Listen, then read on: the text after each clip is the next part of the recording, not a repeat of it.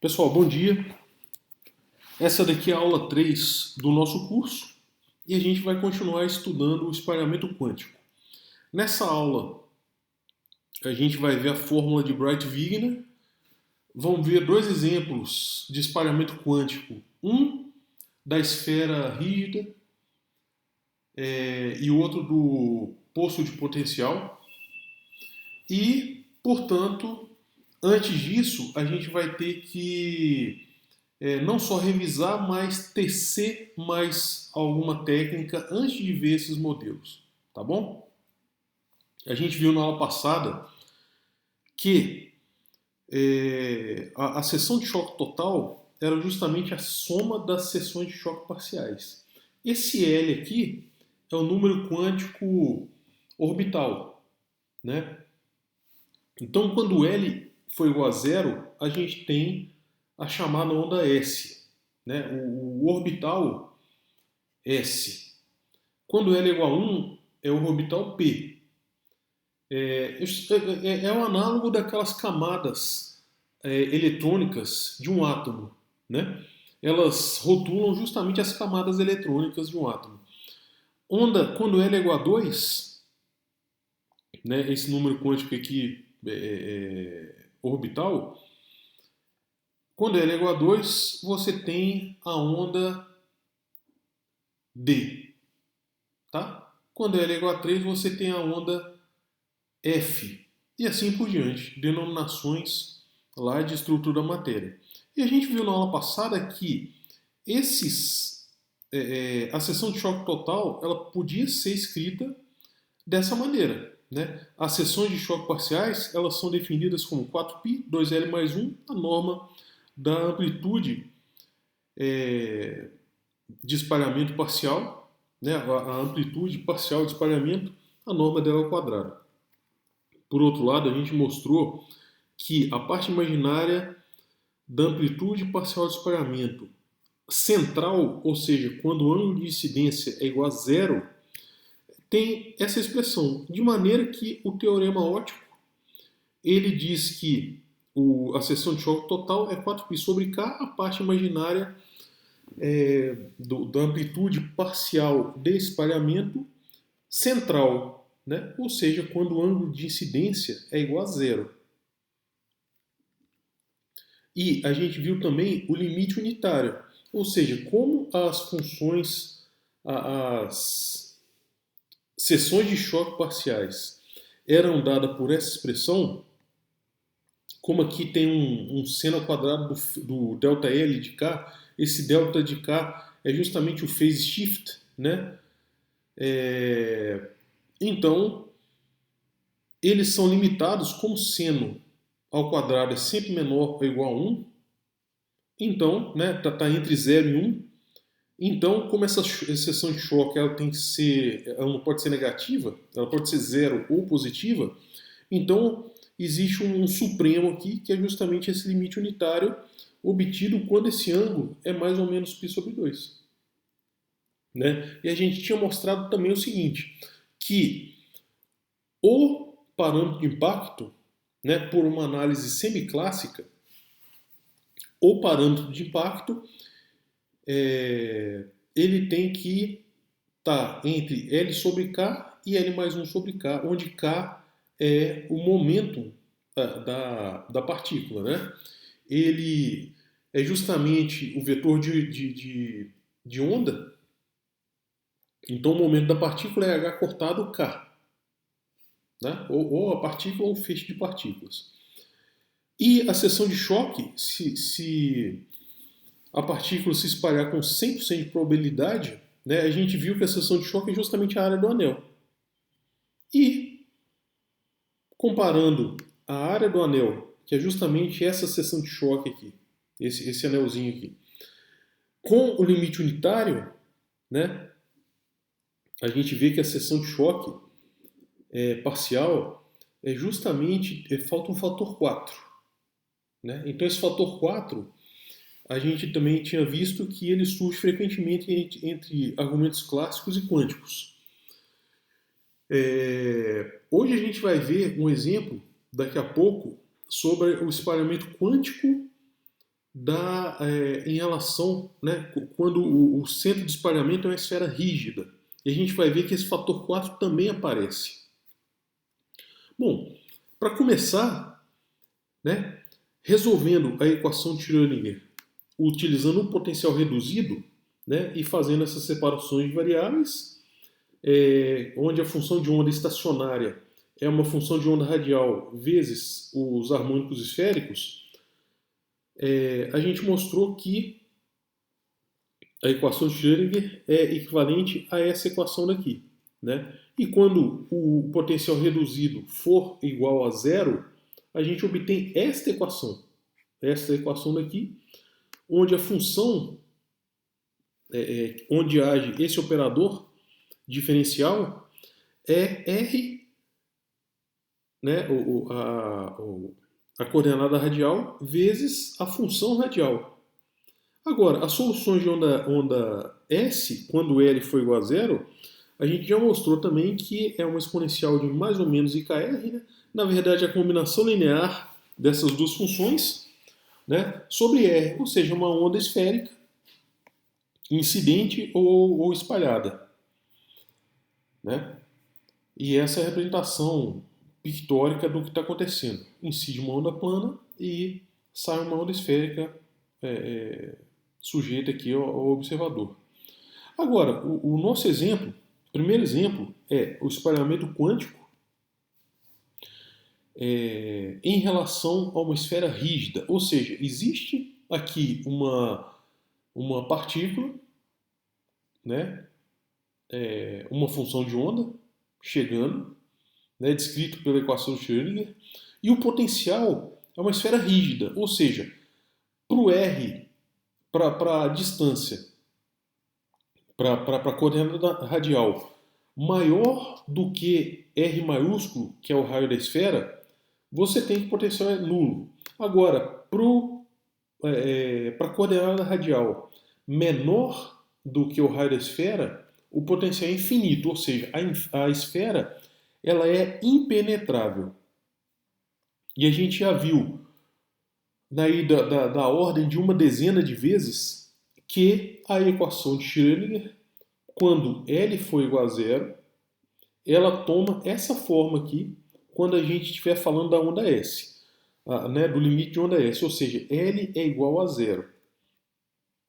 Agora, define-se esse alfa de R, alfa zero de R, uma função radial, que é justamente a coordenada radial vezes a função radial.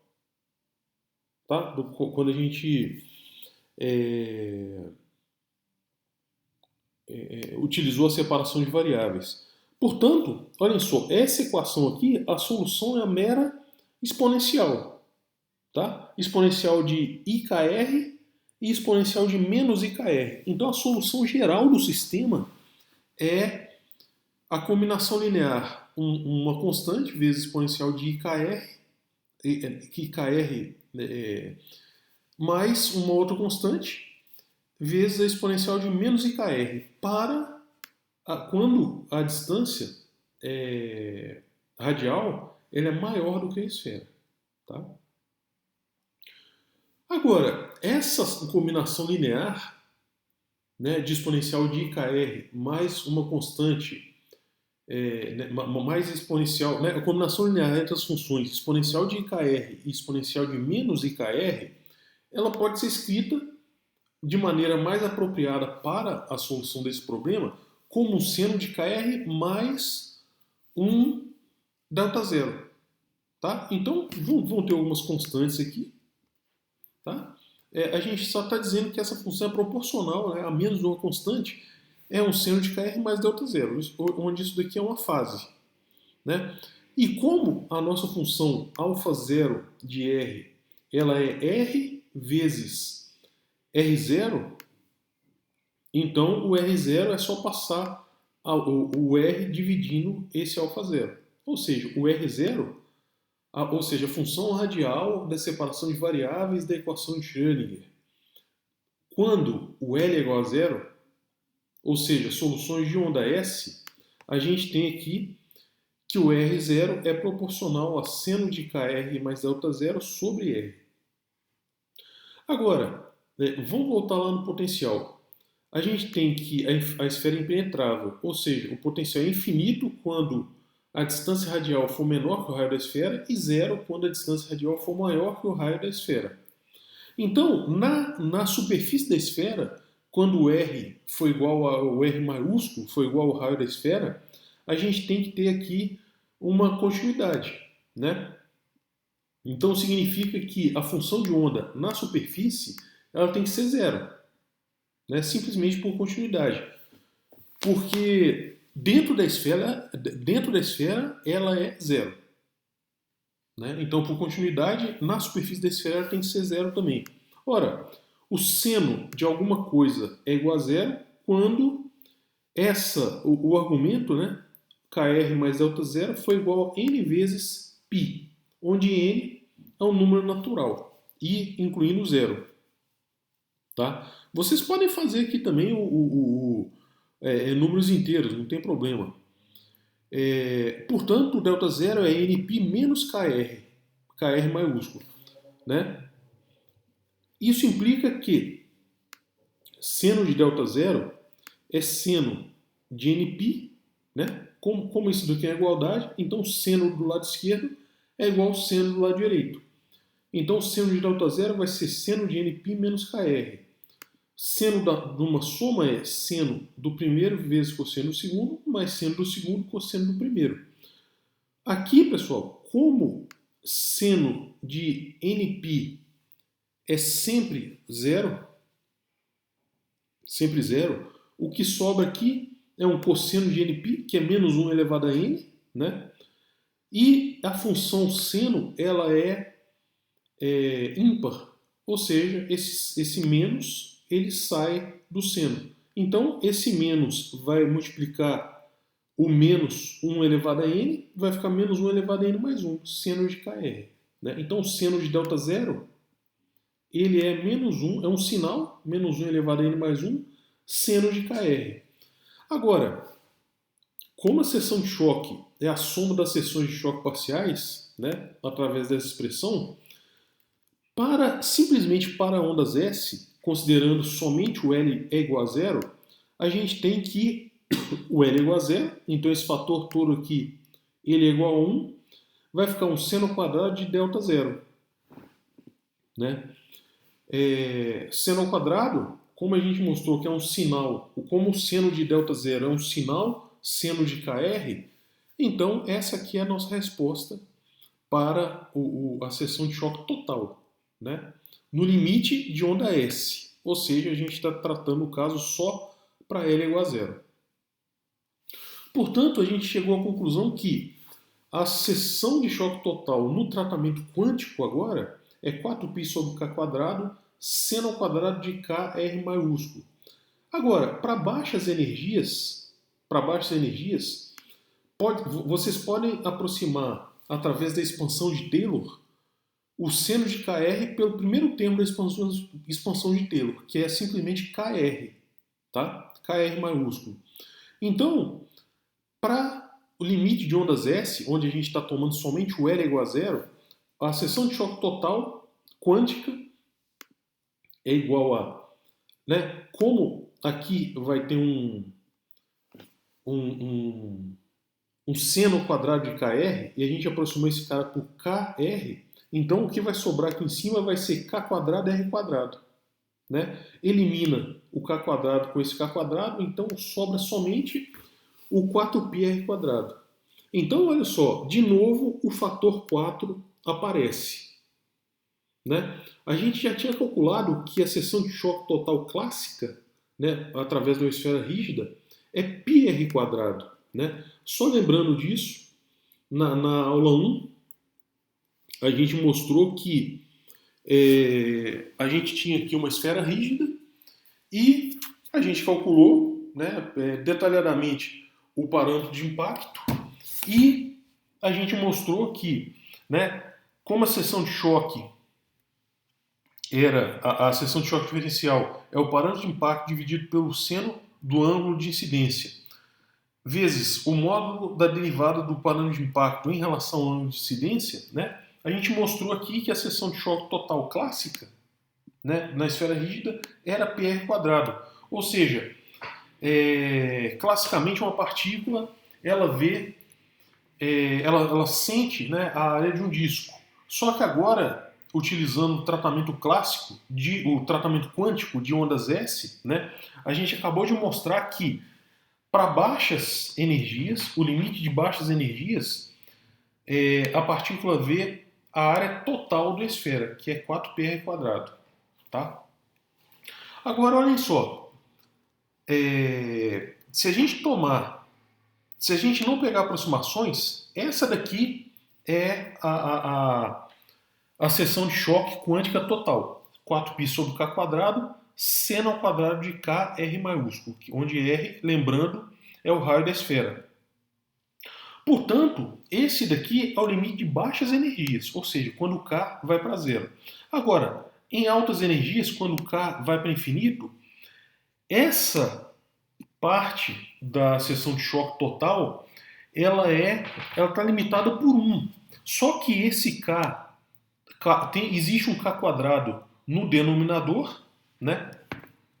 Existe um k² no denominador e, portanto, o numerador é alguma coisa que é balizado, né? que é restrito, né? O máximo dele é 1 e o denominador vai para infinito. Ou seja, para k tendendo a infinito, onde o momento da partícula é muito alto, né? A gente tem que a seção de choque total é igual a zero. Isso significa que para partículas com energia altíssima, ele não vê a esfera, ele passa reto, né?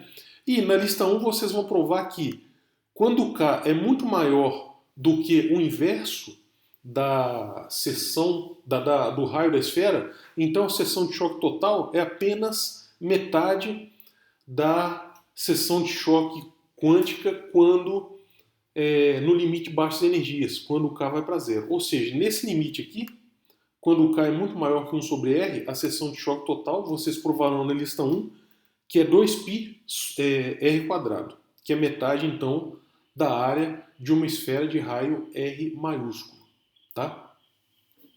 Bom, a fórmula de Breit-Wigner, né, como a gente mostrou que a seção de choque total era as seções de choque parciais eram 4π sobre k², 2L mais 1, seno ao quadrado do ângulo de fase, né? Vamos escrever aqui esse seno ao quadrado como 1 sobre 1 mais cotangente ao quadrado do ângulo. Tá? Por quê? Escrevendo o seno ao quadrado como 1 sobre 1 mais cotangente ao quadrado de um ângulo, se alguém tiver dúvida, expande aqui o cotangente ao quadrado como sendo um cosseno ao quadrado sobre seno ao quadrado e faz a conta e chega no seno ao quadrado. Né? Por quê? Porque tem a expansão de Taylor, né, da cotangente, é mais simples de lidar e vocês vão ver por quê no próximo slide. Bom, existe uma ressonância quando a fase se aproxima de π sobre 2, existe com energia delta zero, né?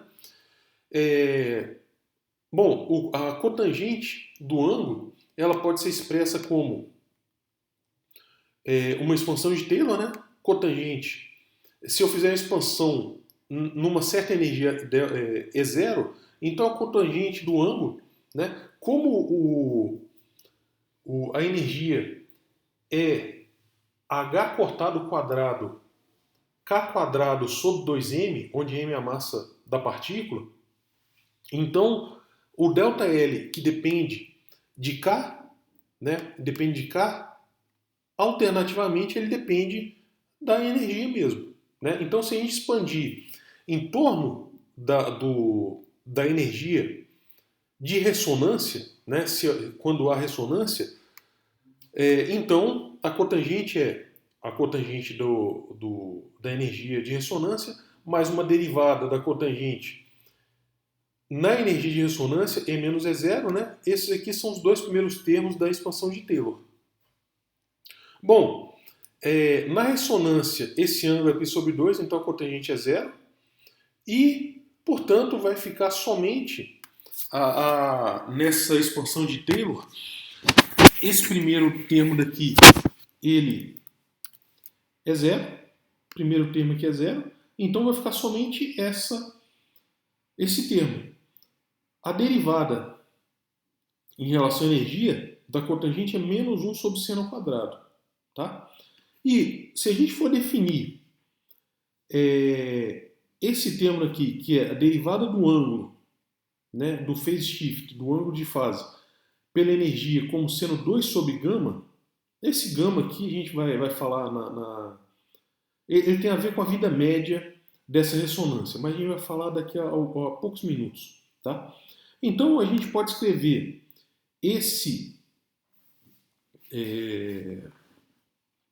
a cotangente, né, do ângulo L, existe então essa expansão de Taylor. Simplesmente essa expansão de Taylor. Tá? Aqui o seno ao quadrado de π sobre 2. Né? Como esse termo aqui tem que ser resolvido em E na energia igual a E0, e como o ângulo na energia de ressonância E0 é π sobre 2, esse seno ao quadrado vai ficar 1. Então vai sobrar aqui só esse sinal negativo e essa derivada. Então vai sobrar menos 2 sobre gama e menos E0. Né? É o primeiro termo da expansão de Taylor. Então, por isso que é mais fácil escrever esse seno ao quadrado, aqui, esse seno ao quadrado, como 1 sobre 1 mais cotangente ao quadrado. Por quê? Como a gente acabou de mostrar que a cotangente ao quadrado é 2 sobre gama e menos E0, então a gente pode escrever esse termo aqui, 1 sobre 1 mais cotangente ao quadrado, dessa maneira aqui. E essa maneira de escrever é uma forma gaussiana, né? Então é mais simples de se ver a forma da ressonância através dessa forma gaussiana. Isso, né? Então essa aqui é a famosa fórmula de Breit-Wigner, que diz que expandindo em torno da energia de ressonância, você tem que a seção de choque parcial, né, para qualquer L, é 4π sobre o quadrado, 2L mais 1, vezes esse termo aqui, que é simplesmente uma gaussiana. Agora, esse gama maiúsculo, ele tem a ver com a vida média de um estado metaestável. Essa vida média, tal é H cortado sobre gama. Então, gama é justamente o H cortado sobre a vida média desse estado metaestável. Ou seja, uma partícula incide com essa energia, tá?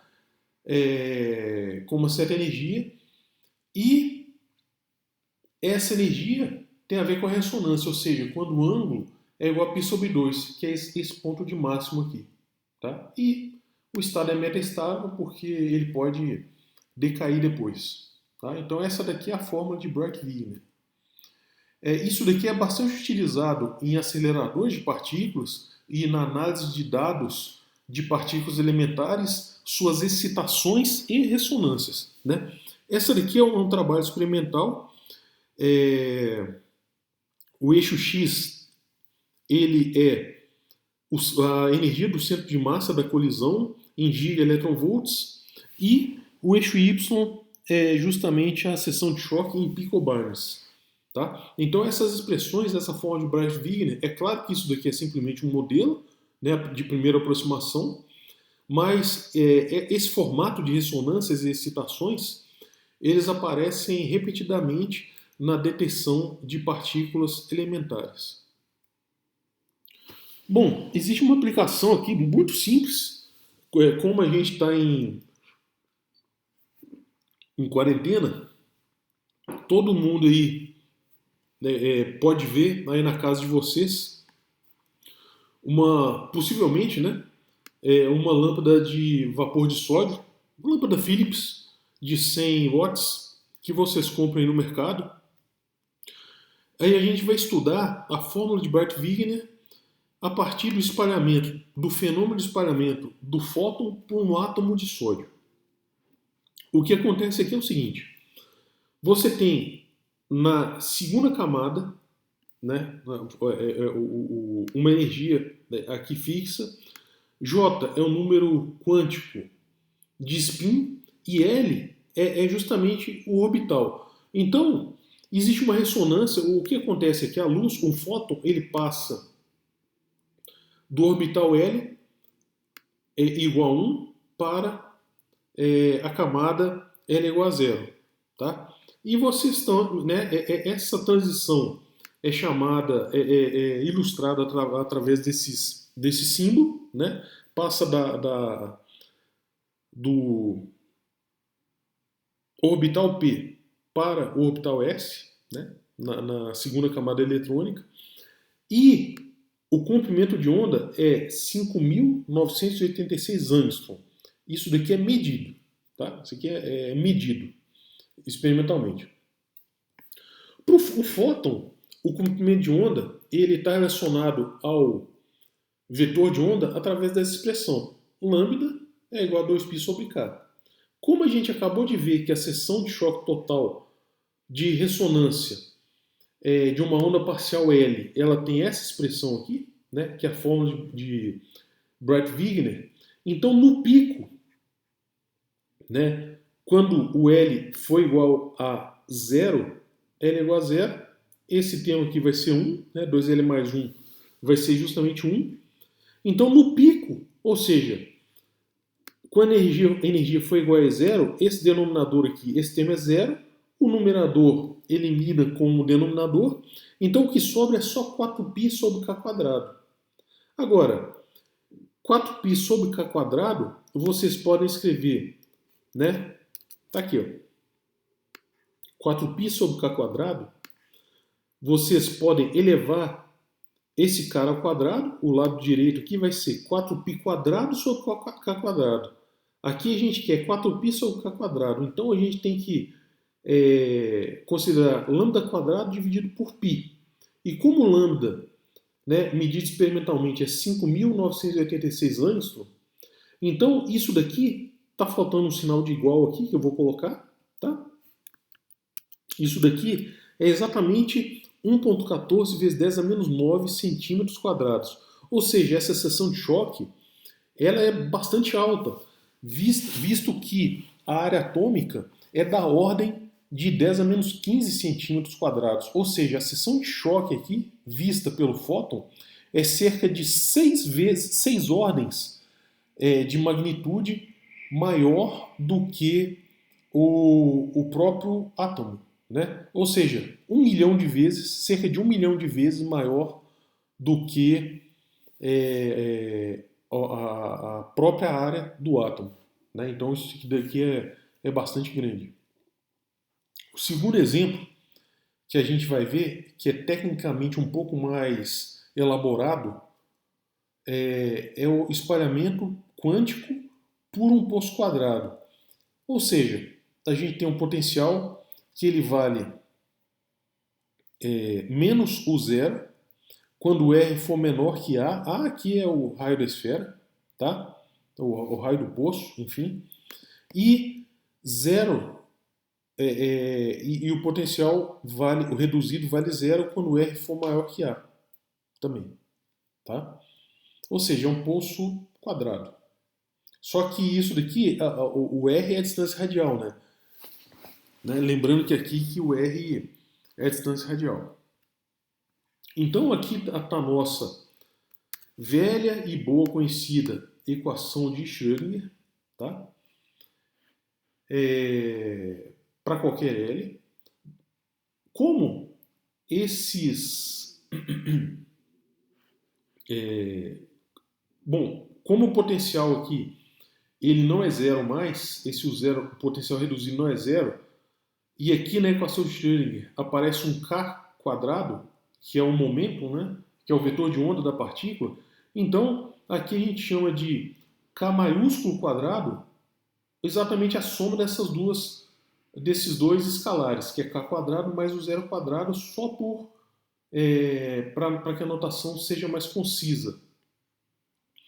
Como a gente já viu que funções de Bessel esféricas, esses JL, eles são regulares na origem e os NL, que são as funções de norma esféricas, não são regulares, né? Eles são singulares na origem.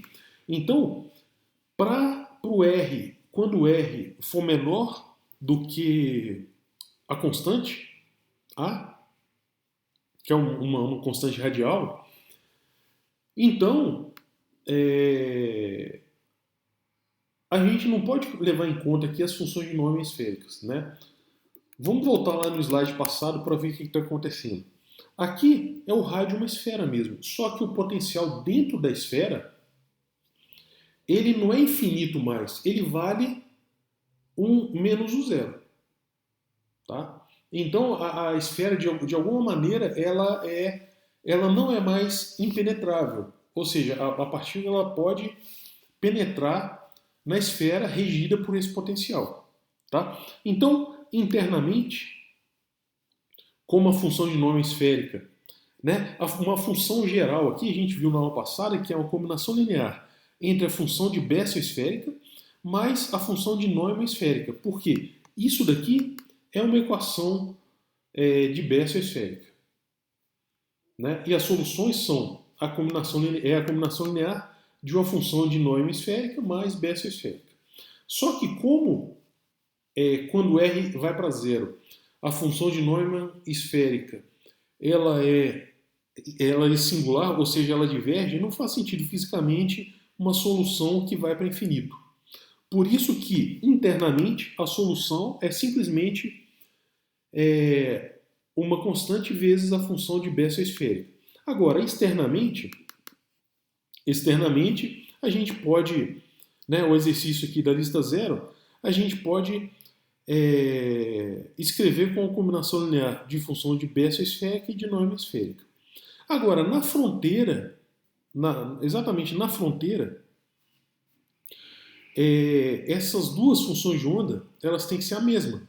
Tá? Então, a gente iguala na fronteira, R igual a gente iguala essa função, quando R for igual a essa função quando R igual a. Ou seja, aqui, quando R igual a gente tem somente o lado direito, fazendo R igual a.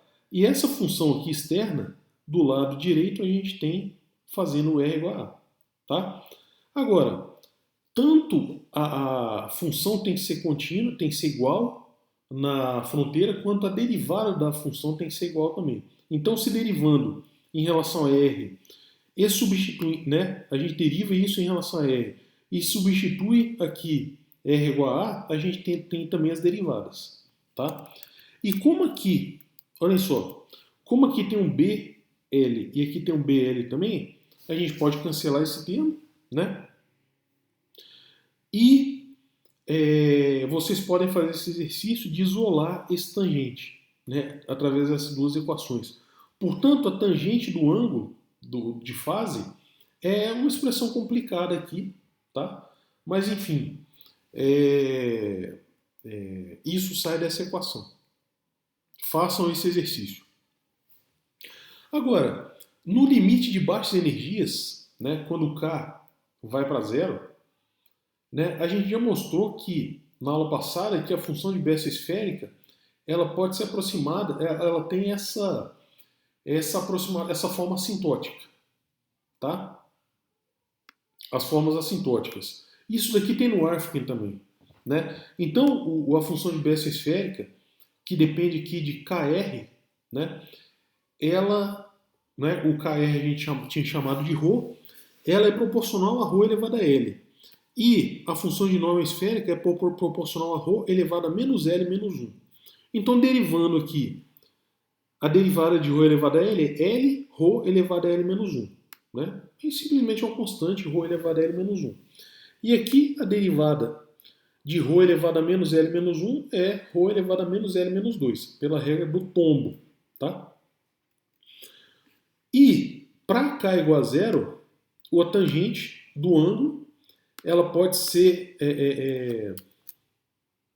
aproximada, né, a expansão de Taylor, pelo primeiro termo da expansão de Taylor, ou seja, a tangente do ângulo é o próprio ângulo. Agora, o ângulo, vamos voltar lá na expressão para o ângulo. a tangente do ângulo é o próprio ângulo. Então, essa tangente do ângulo aqui vai ser o próprio ângulo. Então, o ângulo, olhem só, vai ter um K, isso daqui é constante, esse K maiúsculo é constante. K maiúsculo é constante, K maiúsculo é constante, K maiúsculo é constante. Então, para ver a dependência em K aqui tem um K. J' de KA. Tá? O J' vai com K elevado a L menos 1. Tá? Então o numerador aqui, o numerador vai ser esse K, vai ser aqui, ó, este K, vezes um K elevado a L menos 1. Ou seja, o numerador vai andar com K elevado a L. Vocês podem ver também aqui que o JL, né? Nesse outro termo do numerador tem o JL. E o JL vai justamente com o argumento elevado a L. Tá? Então os dois termos do numerador aqui estão corretinhos e eles vão com K elevado a L. Então o numerador é K elevado a L. Agora o denominador aqui é K derivado da função de Neumann. K vezes a derivada da função de Neumann. Então K vezes K menos L menos 2. Então vai dar, esse termo daqui vai dar justamente K elevado a menos L menos 1. E esse outro termo aqui do denominador é simplesmente uma função de Neumann. Função de Neumann vai com K elevado a menos L menos 1. Então, o numerador a gente já mostrou que vai com K elevado a L e o denominador K elevado a menos L menos 1. Ou seja, fazendo essa divisão, o ângulo, a tangente do ângulo, o ângulo, né, em primeira expansão de Taylor, é K elevado a 2L mais 1. Vai, né, é proporcional a K elevado a 2L mais 1.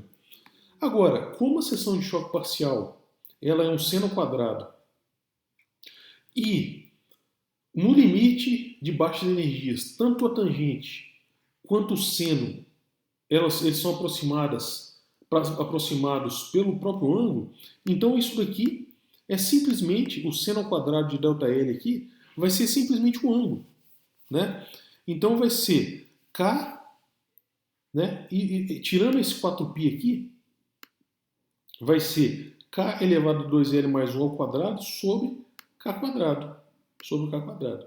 Então a seção de choque ela é proporcional a K elevado a 4L mais 1. Tá?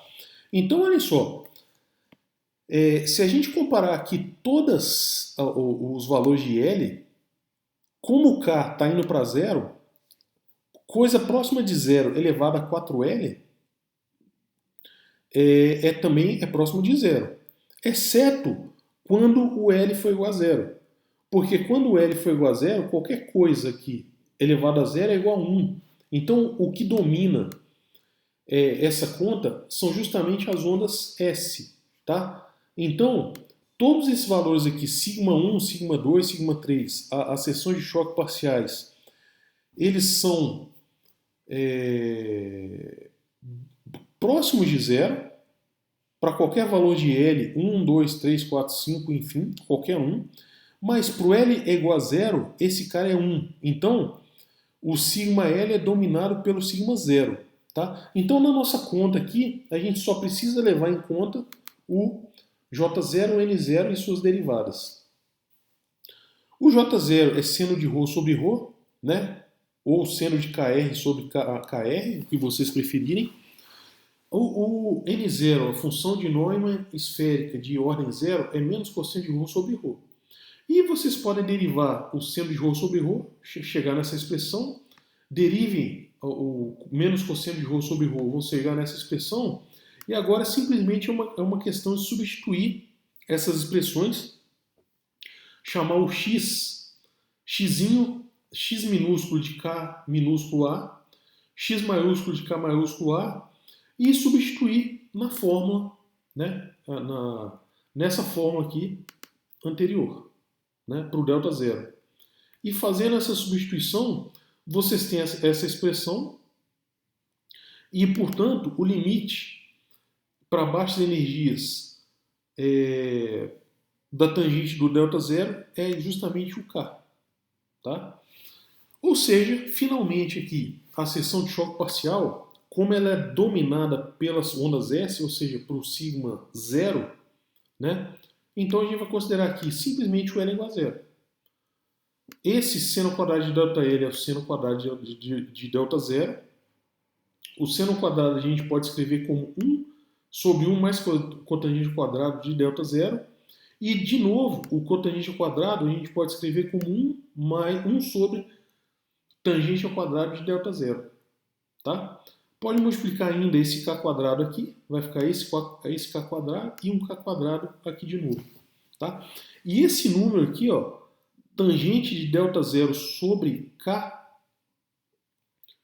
a gente pode escrever como 1AS. Tá? Isso daqui é o comprimento de espalhamento efetivo.